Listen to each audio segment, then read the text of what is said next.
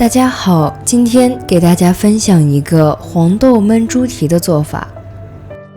首先准备猪蹄700克，凉水下锅，放入生姜片10克，小葱节15克，料酒20克，开大火煮开，记得撇去表面的血沫。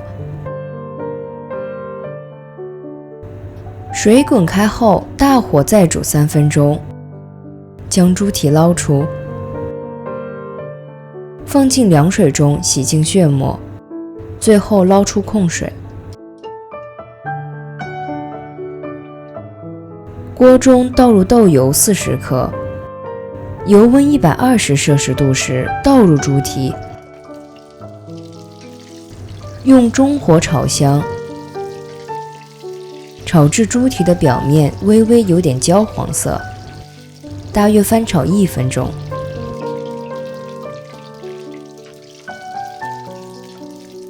倒入小葱段20克，生姜片15克，继续用中火炒香，大约30秒。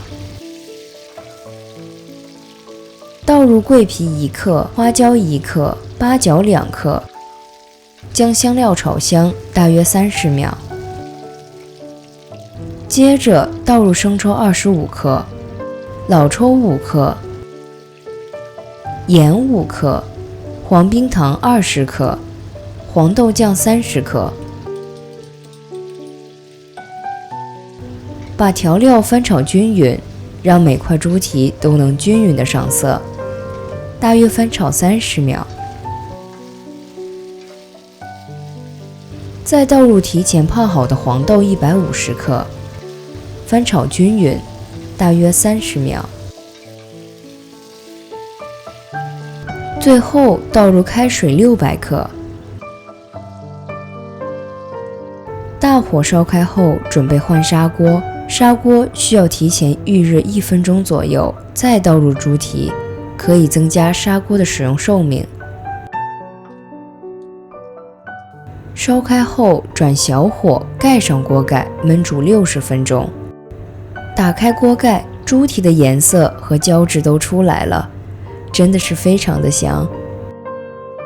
有疑问的朋友们可以留言，熊猫小厨尽量一一解答。谢谢观看，我们下次见喽。